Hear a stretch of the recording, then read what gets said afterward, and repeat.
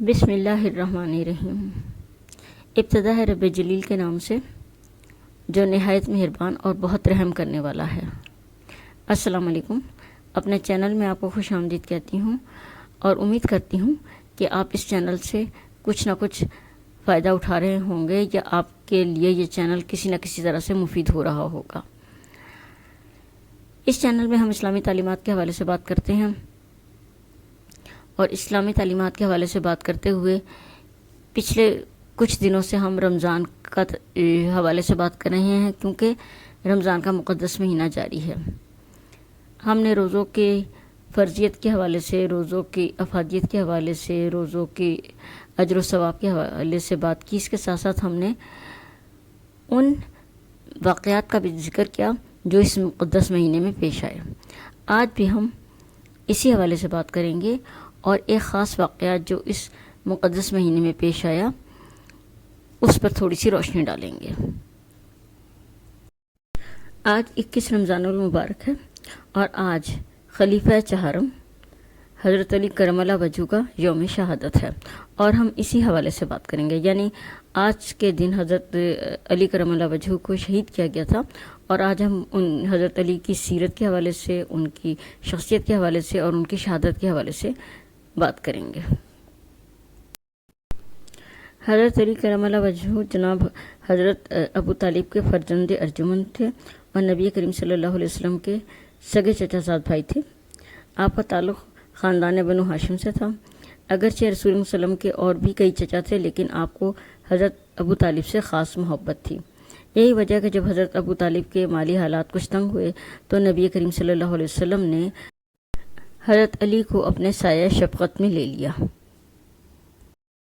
اس طرح حضرت علی کو ابتدا ہی سے آغوش نبوت میں پرورش پانے کا موقع ملا اور ایام جاہلیت کے مفاسد سے آپ کا دامن پاک رہا۔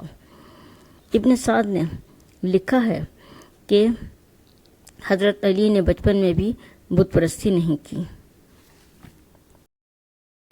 حضرت علی کرم اللہ وجہہ کو بھی نبی کریم صلی اللہ علیہ وسلم سے خاص محبت تھی۔ یہی وجہ ہے کہ نبوت کے منصب پہ سرفراز ہونے کے بعد نبی کریم صلی اللہ علیہ وسلم نے جب اپنے رشتہ داروں کو اسلام کی طرف بلانا چاہا تو انہیں کھانے کی دعوت دی۔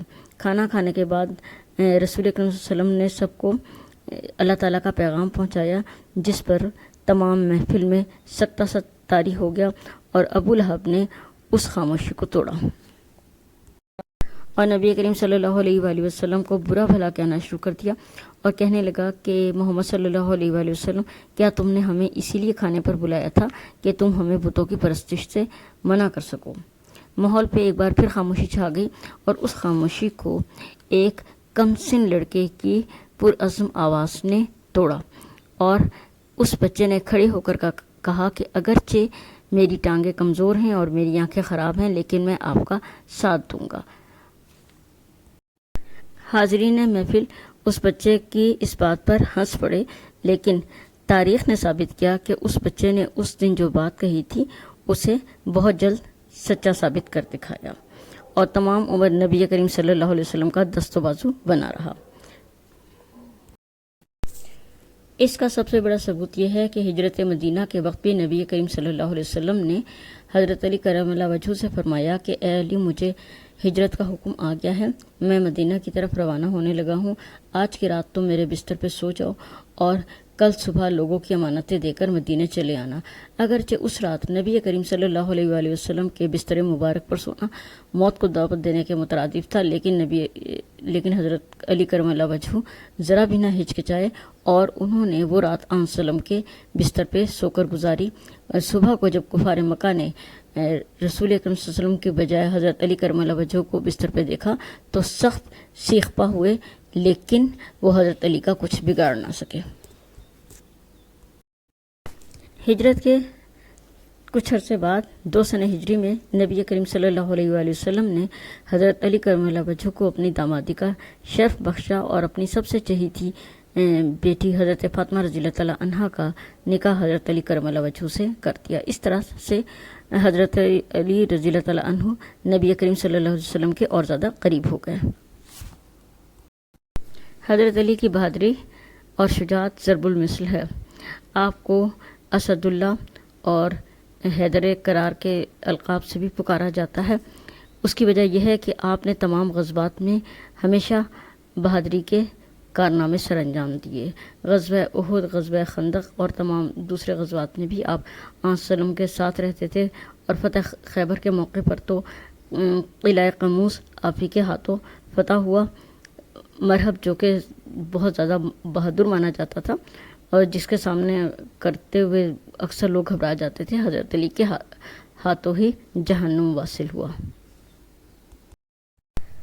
حضرت علی رضی اللہ تعالیٰ عنہ نبی کریم صلی اللہ علیہ وسلم کے عہد رسالت میں ان کے دستے راست رہے، غزوات میں ان کے ساتھ شریک ہوئے، اور اس کے علاوہ بھی وہ آن صلی اللہ علیہ وسلم کے مشیر خاص بھی رہے، اور آن صلی اللہ علیہ وسلم کو ان سے بہت زیادہ محبت بھی تھی۔ نبی کریم صلی اللہ علیہ وسلم کے وصال کے بعد جب خلافت راشدہ کا زمانہ آیا تو اس میں بھی حضرت علی کرم اللہ وجہہ تینوں خلفائے راشدین کے ساتھ مشاورت میں شامل ہوتے تھے، اور اکثر فیصلوں میں حضرت عمر رضی اللہ تعالیٰ عنہ، حضرت عثمان غنی اور حضرت ابو بکر صدیق ان سے مشورہ کیا کرتے تھے۔ گویا خلافت راشدہ میں حضرت علی رضی اللہ تعالیٰ عنہ مجلس شورا کے ایک اہم رکن تھے۔ نبی کریم صلی اللہ علیہ وآلہ وسلم کے وصال کے بعد خلافت راشدہ کا زمانہ شروع ہوا۔ سب سے پہلے حضرت ابو بکر صدیق رضی اللہ تعالیٰ عنہ خلیفہ راشد بنے، اس کے بعد حضرت عمر رضی اللہ تعالیٰ عنہ، اور حضرت عمر کے بعد حضرت عثمان غنی کو خلافت راشدہ پر فائز کیا گیا۔ حضرت عثمان کی شہادت کے بعد حضرت علی کرم اللہ وجہہ نے خلافت راشدہ کا منصب سنبھالا۔ یہ ایک مشکل دور تھا کیونکہ حضرت عثمان غنی رضی اللہ تعالیٰ عنہ کی شہادت کے بعد 3 دن تک کوئی جانشین مقرر نہ ہو سکا تھا، اور ہر طرف باغیوں کا زور تھا۔ مدینے میں عجیب افراتفری مچی ہوئی تھی، انتظام بحال کرنے والا کوئی نہ تھا، اس لیے ضروری تھا کہ جلد از جلد کسی خلیفے کا انتخاب کیا جائے۔ انصار و مہاجرین نے مل کر حضرت علی رضی اللہ تعالیٰ عنہ سے درخواست کی کہ وہ خلافت کا عہدہ قبول کریں۔ آپ نے بارہا انکار کیا لیکن بالآخر مان گئے۔ چنانچہ ذی الحج 25 ہجری میں عام بیعت ہوئی اور آپ نے مسند خلافت پر قدم رکھا۔ خلافت حضرت علی رضی اللہ تعالیٰ عنہ کے لیے بارِ گراں ثابت ہوئی۔ ان کے سامنے سب سے بڑا مسئلہ قاتلین عثمان کا تھا۔ تمام صحابہ چاہتے تھے کہ حضرت عثمان غنی کے قتل کا بدلہ فوراً لیا جائے۔ اس کے ساتھ ساتھ ایک اور بہت بڑا مسئلہ تھا کہ امیر معاویہ نے حضرت علی کے ہاتھ پر بیعت نہیں کی تھی۔ اسی طرح کے اور بہت سے مسئلے مسائل تھے جن کی وجہ سے حضرت علی جو ایک مستحکم حکومت کی بنیاد نہیں رکھ سکے۔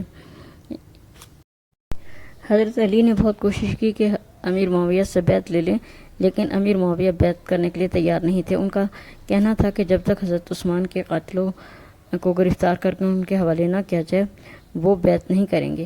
اسی بحث کے نتیجے میں یا اسی ضد کے نتیجے میں جنگ صفین وقوع پذیر ہوئی۔ اس جنگ میں امیر معاویہ اپنی شامی فوج کے ساتھ اور حضرت علی اپنے عراقی ساتھیوں کے ساتھ آمنے سامنے ہوئے۔ امیر معاویہ رضی اللہ تعالیٰ عنہ نے جب یہ دیکھا کہ شکست یقینی ہے تو انہوں نے عمرو بن العاص کے مشورے سے جنگ روکنے کے لیے ایک عجیب چال چلی۔ صبح کو جب دونوں فوجیں آمنے سامنے ہوئیں تو شامی قرآن کو نیزوں پر اٹھائے ہوئے آگے بڑھے اور بآواز بلند پکارے کہ ہمارے اور تمہارے درمیان یہ کتاب سالس ہے۔ چنانچہ حضرت علی کو اپنے ساتھیوں کے مشورے سے یہ جنگ روکنی پڑی۔ اگرچہ جنگ حضرت علی رضی اللہ تعالیٰ عنہ نے اپنے ساتھیوں کے مشورے سے ہی روکی تھی، مگر تعجب کی بات ہے کہ انہی لوگوں میں سے ایک گروہ آپ کے سخت مخالف ہو گیا۔ ان کو اس بات پر اعتراض تھا کہ خلافت جیسے اہم مسئلے پر قرآن کے فیصلے کے بجائے آدمیوں کو کیوں ثالث کیا گیا۔ ان کا نعرہ یہ تھا کہ ہم خدا کے سوا کسی اور کا فیصلہ نہیں مانیں گے۔ چنانچہ انہوں نے حضرت علی کی فوج سے علیحدگی اختیار کر لی اور پھر ایک الگ سے اپنا گروہ بنا لیا جو کہ خارجی کہلایا۔ حضرت علی کی شہادت اسی خارجی گروہ کے ہاتھوں ہوئی۔ خارجیوں نے اپنا گروہ الگ بنا لیا تو ان کی شرارتیں بڑھتی چلی گئیں۔ حضرت علی رضی اللہ تعالیٰ عنہ نے کئی مرتبہ ان کی سرکوبی کی اور نہروان کے مقام پر ان کو شکست فاش دی۔ نہروان کی شکست نے خارجیوں کو مشتعل کر دیا اور انہوں نے فیصلہ کیا کہ ایک دن مقرر کر کے حضرت علی رضی اللہ تعالیٰ عنہ، امیر معاویہ اور عمرو بن العاص کو شہید کر دیا جائے۔ چنانچہ تینوں اپنے اپنے سفر پہ چل پڑے۔ ابن ملجم نے حضرت علی رضی اللہ تعالیٰ عنہ کو شہید کرنے کا ذمہ لیا۔ تینوں نے تجویز کے مطابق ایک ہی دن فجر کی نماز کے وقت وار کی۔ امیر معاویہ رضی اللہ تعالیٰ عنہ پر وار اوچھا پڑا، اس لیے وہ بچ گئے۔ عمرو بن العاص نے اس دن اپنی جگہ کسی اور آدمی کو مسجد میں بھیج دیا تھا، چنانچہ ان کی جگہ وہ شخص قتل ہو گیا، لیکن حضرت علی رضی اللہ تعالیٰ عنہ کو زہر آلود خنجر کا کاری زخم لگا، جس کے باعث حملے کے تیسرے دن 21 رمضان کو شہید ہو گئے۔ انتقال سے پہلے تاکید کی کہ میرے قصاص میں صرف قاتل ہی کو قتل کیا جائے اور کسی اور مسلمان کا خون نہ بہایا جائے۔ حضرت علی کی سیرت و کردار کے حوالے سے بات کی جائے تو آپ کی سیرت میں سب سے نمایاں خوبی آپ کی شجاعت ہے۔ سخت سے سخت موقعوں میں بھی آپ ثابت قدم رہے، بڑے بڑے جنگجو آپ کے سامنے آنے سے کتراتے تھے۔ آپ کی تلوار کی کاٹ ضرب المثل بن چکی ہے۔ شجاعت کے علاوہ علم و فضل میں بھی کمال حاصل تھا۔ ایک فقیہ کی حیثیت سے آپ کا رتبہ بہت بلند ہے۔ نبی کریم صلی اللہ علیہ وسلم نے ارشاد فرمایا کہ میں علم کا شہر ہوں اور علی اس کا دروازہ ہے۔ حضرت علی کے اوصاف گنوانا بہت مشکل ہے۔ آپ مولود کعبہ، حیدر کرار، شیر خدا، علم و فضل کا دریا اور بے شمار خوبیوں کے مالک ہیں۔ اللہ تعالی ہمیں توفیق دے کہ ہم حضرت علی رضی اللہ تعالیٰ عنہ کی سیرت پر عمل کر سکیں۔ آمین۔